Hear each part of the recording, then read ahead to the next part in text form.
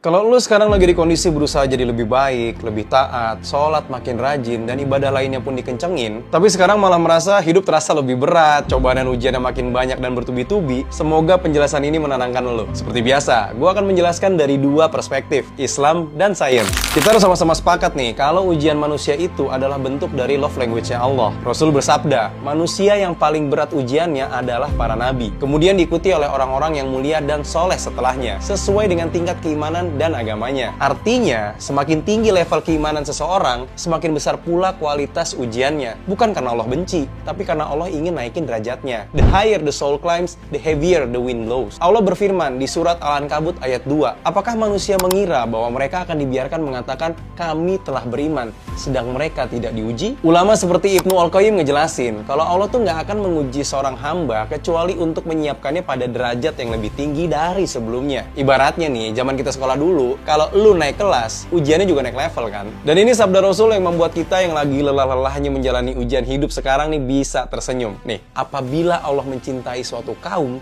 Dia menguji mereka. Hadis riwayat Ahmad dan Tirmizi. Allah tuh ingin ngedengar namanya dipanggil lebih sering oleh hamba yang dicintai. Kadang lewat air mata, bukan tawa. Karena pada momen itulah manusia paling jujur dalam doanya. Oke, sekarang dari sudut pandang sains juga menarik nih. Bagaimana kita ngelihat fenomena orang yang baik sering diuji berat. Dalam neuroscience, otak manusia tuh punya area yang bernama prefrontal cortex. Bagian otak yang mengatur logika, kesabaran, dan makna. Saat seseorang lagi ngadepin tekanan hidup tapi tetap menjaga arah berpikir positif dan spiritual, otak tuh justru berkembang lebih kuat. Penelitian nunjukin, kalau orang yang sering menghadapi tekanan hidup namun punya faith-based coping mechanism, atau cara bertahan lewat iman dan doa, memiliki tingkat resiliensi emosional yang lebih tinggi. Kortisol, si hormon stres nih, turun lebih cepat saat sholat dan zikir. Secara psikologis, manusia yang sering diuji tetapi tetap menjaga arah moral dan keyakinannya akan mengalami pertumbuhan pasca trauma, post-traumatic growth, lebih empatik, lebih tenang, dan lebih punya makna hidup yang jelas. Neurolog dan psikiater Viktor Frankl di dalam bukunya Man's Search for Meaning nemuin bahwa kalau orang yang punya makna spiritual terhadap penderitaannya akan mampu bertahan lebih kuat dibanding yang tidak punya makna. Dan ini menariknya identik dengan ajaran Islam. Fa inna ma'al usri yusra, inna ma'al usri yusra. Sesungguhnya bersama kesulitan ada kemudahan. Al-Insyirah ayat 5 dan 6. Artinya, bukan setelah kesulitan ada kemudahan, tapi bersama. Dua hal ini hadir beriringan agar hidup kita tetap seimbang. Kadang, jalan menuju tenang tuh bukan lewat kemudahan, tapi lewat luka yang menuntun kita kembali pada arah. Karena jiwa yang kuat itu tuh nggak lahir dari nyaman, tapi dari proses panjang menata diri di tengah badai.